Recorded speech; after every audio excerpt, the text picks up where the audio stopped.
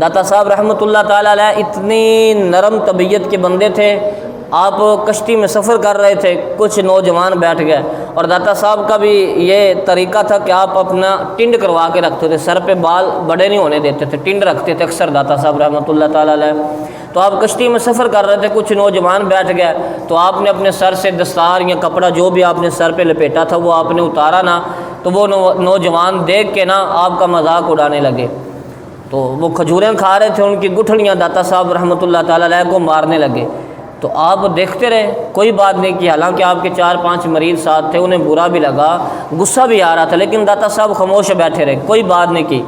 وہ نوجوان ہنستے کھیلتے رہے۔ داتا صاحب ایک مقام پہ اتر گیا جہاں آپ نے جانا تھا۔ آپ کے مریدوں میں سے کہنے لگا، حضور کبھی میں نے آپ سے کوئی گزارش نہیں کی ہے، کبھی کوئی التجا نہیں کی، لیکن آج میں آپ کی بارگاہ میں یہ التجا کرتا ہوں، ان نوجوانوں کے لیے جو لڑکے آپ کو تنگ کر رہے تھے ان کے لیے بد دعا کرو، آپ ان کے لیے ہاتھ اٹھا دو۔ تو آپ رحمۃ اللہ تعالیٰ علیہ خاموش رہے، وہ بار بار اصرار کرتا رہا، تو پھر آپ نے ہاتھ اٹھا کے دعا مانگی۔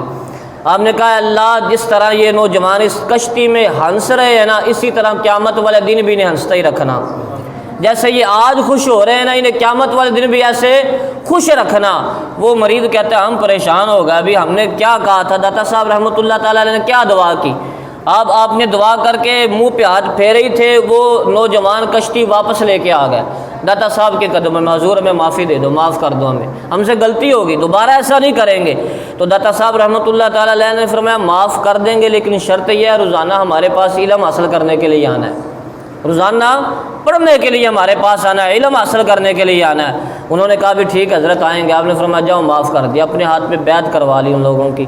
اور علماء فرماتے ہیں کہ پھر داتا صاحب کے قدموں میں جب وہ آنے جانے لگے تو داتا صاحب نے سب کو باعمل عالم دین بنا دیا۔